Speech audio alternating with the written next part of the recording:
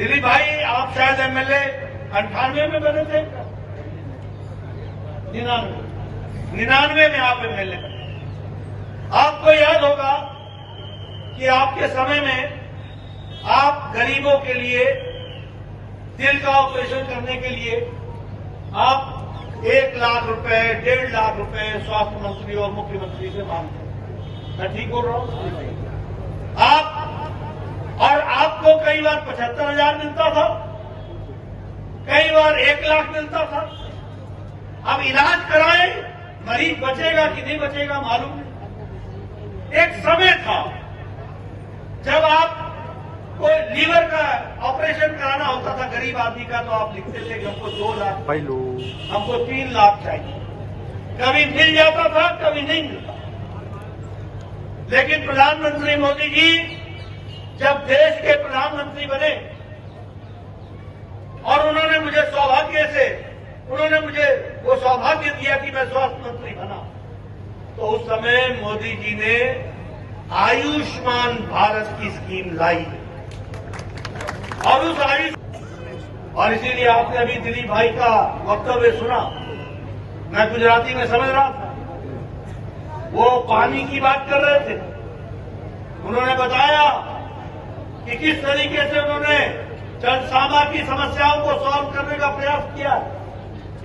इसके पहले ये कंस्टिट्यूंसी समी के नाम से जानी जाती थी और उस समय आपने 90% नर्मदा का पानी लाकर आपने समी में पानी पहुंचाया और आज आपने जनसामा में आपने सुजलाम सुफलाम के माध्यम से पाइप से पानी पहुंचा करके हमारे नहरों को हरा भरा करके पानी से भर के और सिंचाई का काम आगे बढ़ा रहे हैं। ये हम सब लोग अभी इन्होंने ये 4 लेन की बात आपके सामने की, कोई 2 लेन, कोई 4 लेन, कोई हाईवे, आईटीआई का कॉलेज खोल करके दिया, साइंस कॉलेज का जमीन आपने अलॉट करा दी है और उसी तरीके से जनसामा पाटन जिले में सबसे ज्यादा लिटरेसी वाला शिक्षित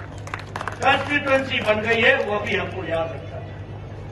इसलिए ये रिपोर्ट कार्ड लेकर के लोगों के बीच में जाना, कभी आपने सुना कि कांग्रेस पार्टी के लोग रिपोर्ट कार्ड लेकर गरीबों के लिए आवास योजना बनाने का प्रयास किया? यानी इनको बरगलाना, अटकाना, भटकाना, लटकाना और झूठ बोलना इनकी फितरत में। सरकार का पैसा, बोले इंदिरा गांधी जाते जाते गरीबों के लिए इंदिरा आवास योजना, 2 पंचायतों में 1 घर। इधर प्रधानमंत्री मोदी जी बने, प्रधानमंत्री आवास योजना में 3 करोड़ 60 लाख पक्के मकान बनाए। 3 करोड़ 60 लाख पक्के मकान, 2 बेडरूम, 1 रसोई में गैस का चूल्हा, पानी की व्यवस्था, शौचालय में पानी की व्यवस्था, कोर्ट यार्ड, इसके साथ 3 करोड़ 60 लाख मकान बनाए और गुजरात में 15 लाख मकान पक्के दिए प्रधानमंत्री मोदी जी ने। और हमारा वायदा है कि 2024 तक हम पक्के छत के नीचे आम जनता को राहत देकर के उनके लिए घर बनाएंगे। और इसी तरीके से हमारे इस योजना के साथ साथ अगर हम देखें, डबल इंजन की सरकार रही, मुख्यमंत्री अमृतम योजना के तहत भी 41 लाख लोगों को इस तरीके का गरीब लोगों को इलाज के लिए सालाना इलाज के लिए पैसा दिया। सालाना का मतलब होता है अगर 2020-21 में आपने 5 लाख खर्च कर दिया तो 2021-22 में फिर से आपके खाते में 5 लाख रुपए होता है जो आपको इलाज के लिए। ये परिवर्तन आया। कभी आपने सोचा था कि गुजरात को all India institute of medical sciences मिलेगा? एक all India institute of medical sciences Delhi में होता था। अटल जी ने 6 all India institute of medical sciences खोले थे। आज राजकोट में भी all India institute of medical sciences है। जिले जिले में मेडिकल कॉलेज खोला जा रहा है और उस मेडिकल कॉलेज के माध्यम से इलाके का विकास हो रहा है। उसी तरीके से जन औषधि केंद्र को खोलने का काम हमारी सरकार ने उठाया है। गांव की कहानी आपको सुनाना चाहूं।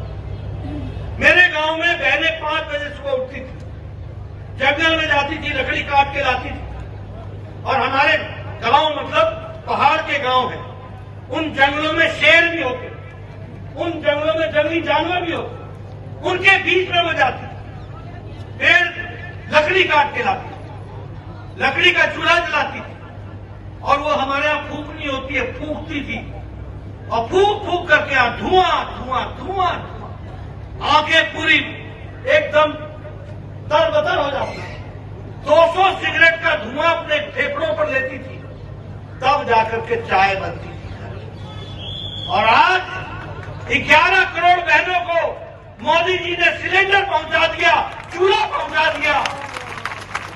अब हमारी बहनें टक से लाइटर मिलाती हैं, 5 मिनट में चाय बना के पिलाती हैं, आधे घंटे में भोजन करा देती है कि नहीं है? है कि नहीं है? ये महिला सशक्तिकरण है कि नहीं है? ये महिलाओं को ताकत दी गई कि नहीं दी गई? मैं आपसे को हर 4 महीने पर 2-2 हजार रुपए की किस्त मिलेगी। आजकल मिल रही है किसानों को कि नहीं मिल रही है? मिल रही कि नहीं मिल रही है? मैं पीछे से सुनना चाहता हूं, प्रधानमंत्री किसान सम्मान निधि का 2000 चौथे महीने मिल रहा है कि नहीं मिल रहा है? कितने संख्या है किसानों की? 11 करोड़ 78 लाख। यह है किसानों की तस्वीर बदलने का योजना। 27,000 करोड़ रुपए एग्रीकल्चर का बजट था, आज मोदी जी ने 1,24,000 करोड़ रुपए का बजट दिया। और देखिए, एक समय राजीव गांधी बोलते थे, मैं 85 पैसा भेजता हूं, मैं 85 रुपए भेजता हूं, तो 100 रुपए भेजता हूं, तो 85 रुपए रास्ते में पता नहीं कौन सा पंजा उसको मार लेता, और सिर्फ 15 पैसे ही पहुंचते हैं, 15 रुपए ही पहुंचते हैं। इधर मोदी जी एक बटन दबाते हैं और एक बटन दबाने पर 11 करोड़ 78 लाख किसानों के खाते में 2-2 हजार रुपए पहुंच जाता है 15 सेकंड के अंदर। बताओ, ये बदलता भारत है कि नहीं है? ये बदला हुआ भारत है कि नहीं है? ये हमको जानना होगा, इसको हमको समझना पड़ेगा। 1 लाख करोड़ रुपए उन्होंने एग्रीकल्चर के लिए दिया है। 15 लाख किसानों को इंटरेस्ट के बगैर, बिना मुनाफे के, बिना इंटरेस्ट के उन्होंने किसानों को लोन दिया है। लगभग 32,000 किसानों को ट्रैक्टर खरीद करके दिया। इसलिए किसानों की दृष्टि से देखा जाए तो एक बहुत बड़ा काम है।